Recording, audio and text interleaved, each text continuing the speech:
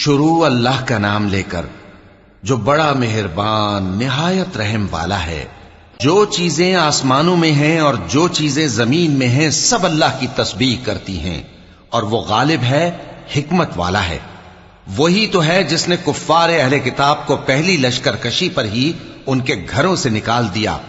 مسلمانوں، تمہارے خیال میں بھی نہ تھا کہ وہ نکل جائیں گے، اور وہ لوگ یہ سمجھے ہوئے تھے کہ ان کے قلعے ان کو اللہ کے عذاب سے بچا لیں گے، مگر اللہ نے ان کو وہاں سے آ لیا جہاں سے ان کو گمان بھی نہ تھا، اور اس نے ان کے دلوں میں دہشت ڈال دی کہ اپنے گھروں کو خود اپنے ہاتھوں اور مومنوں کے ہاتھوں سے اجاڑنے لگے۔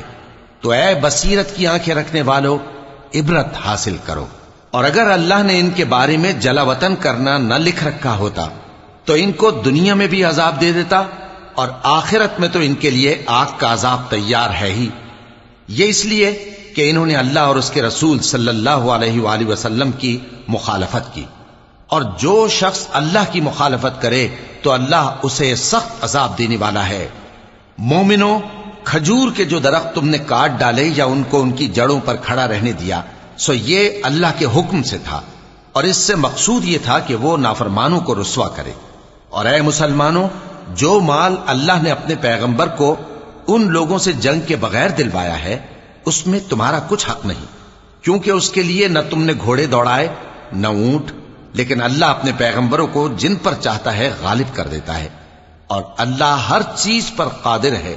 جو مال اللہ نے اپنے پیغمبر صلی اللہ علیہ وآلہ وسلم کو بستیوں والوں سے دلوایا ہے وہ اللہ کے اور پیغمبر کے اور پیغمبر کے قرابت والوں کے اور یتیموں کے اور حاجت مندوں کے اور مسافروں کے لیے ہے، تاکہ جو لوگ تم میں دولت مند ہیں انہی کے ہاتھوں میں نہ گردش کرتا رہے، اور جو چیز تم کو پیغمبر صلی اللہ علیہ وآلہ وسلم دیں وہ لے لو، اور جس سے منع کریں اس سے باز رہو، اور اللہ سے ڈرتے رہو، بے شک اللہ سخت عذاب دینے والا ہے۔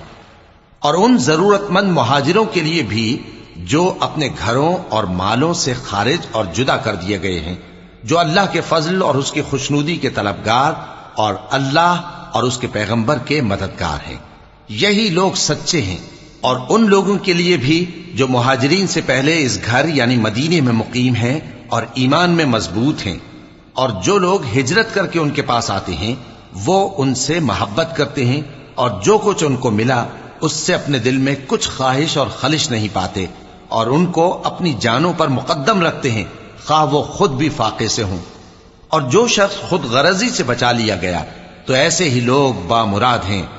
اور ان کے لیے بھی جو ان مہاجرین کے بعد آئے اور دعا کرتے ہیں کہ اے پروردگار، ہمارے اور ہمارے بھائیوں کے جو ہم سے پہلے ایمان لائے ہیں گناہ معاف فرما، اور مومنوں کی طرف سے ہمارے دل میں کینہ و حسد نہ پیدا ہونے دے، اے ہمارے پروردگار تو بڑا شفقت کرنے والا ہے، مہربان ہے۔ کیا تم نے ان منافقوں کو نہیں دیکھا جو اپنے کافر بھائیوں سے جو اہل کتاب ہیں کہا کرتے ہیں کہ اگر تم جلا وطن کیے گئے تو ہم بھی تمہارے ساتھ نکل چلیں گے اور تمہارے بارے میں کبھی کسی کا کہا نہ مانیں گے، اور اگر تم سے جنگ ہوئی تو تمہاری ہی مدد کریں گے، مگر اللہ ظاہر کیے دیتا ہے کہ یہ جھوٹے ہیں۔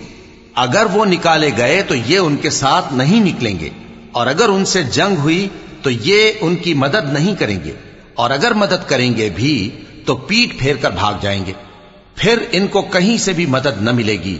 مسلمانوں، تمہاری ہیبت ان لوگوں کے دلوں میں اللہ سے بھی بڑھ کر ہے، یہ اس لیے کہ یہ سمجھ نہیں رکھتے۔ یہ سب جمع ہو کر بھی تم سے نہیں لڑ سکیں گے، مگر بستیوں کے قلعوں میں پناہ لے کر یا دیواروں کی اوٹ سے۔ ان کے آپس میں بھی بڑی لڑائی رہتی ہے، تم خیال کرتے ہو کہ یہ اکٹھے ہیں، حالانکہ ان کے دل پھٹے ہوئے ہیں۔ یہ اس لیے کہ یہ بے عقل لوگ ہیں۔ ان کا حال ان لوگوں کا سا ہے جو ان سے کچھ ہی پیشتر اپنے کرتوت کی سزا کا مزہ چکھ چکے ہیں، اور ان کے لیے دکھ دینے والا عذاب تیار ہے۔ منافقوں کی مثال شیطان کی سی ہے کہ انسان سے کہتا رہا کہ کافر ہو جا، پھر جب وہ کافر ہو گیا تو کہنے لگا کہ مجھے تجھ سے کچھ سروکار نہیں، مجھ کو تو اللہ رب العالمین سے ڈر لگتا ہے۔ تو دونوں کا انجام یہ ہوا کہ دونوں دوزخ میں جائیں گے، ہمیشہ اس میں رہیں گے، اور بے انصافوں کی یہی سزا ہے۔ اے ایمان والو، اللہ سے ڈرتے رہو، اور ہر شخص کو دیکھنا چاہیے کہ اس نے کل یعنی آخرت کے لیے کیا سامان بھیجا ہے۔ اور ہم پھر کہتے ہیں کہ اللہ سے ڈرتے رہو، بے شک اللہ تمہارے سب اعمال سے خبردار ہے۔ اور ان لوگوں جیسے نہ ہو جانا جنہوں نے اللہ کو بھلا دیا تو اللہ نے انہیں ایسا کر دیا کہ وہ خود اپنے آپ کو بھول گئے۔ یہی لوگ ہیں نافرمان۔ اہل دوزخ اور اہل بہشت برابر نہیں، اہل بہشت ہی کامیابی حاصل کرنے والے ہیں۔ اگر ہم یہ قرآن کسی پہاڑ پر نازل کرتے تو تم اس کو دیکھتے کہ اللہ کے خوف سے دبا اور پھٹا جاتا ہے۔ اور یہ مثالیں ہم لوگوں کے لیے بیان کرتے ہیں تاکہ وہ غور کریں۔ وہی اللہ ہے جس کے سوا کوئی معبود نہیں، پوشیدہ اور ظاہر کا جاننے والا، وہ بڑا مہربان ہے، نہایت رحم والا ہے۔ وہی اللہ ہے جس کے سوا کوئی عبادت کے لائق نہیں، بادشاہ حقیقی، ہر عیب سے پاک، سلامتی دینے والا، امن دینے والا، نگہبان، غالب، زبردست، بڑائی والا۔ اللہ مشرکوں کے شرک سے پاک ہے۔ وہی اللہ تمام مخلوقات کا خالق، ایجاد و اختراع کرنے والا، صورتیں بنانے والا، اس کے سب اچھے سے اچھے نام ہیں۔ جتنی چیزیں آسمانوں اور زمین میں ہیں سب اس کی تسبیح کرتی رہتی ہیں، اور وہ غالب ہے، حکمت والا ہے۔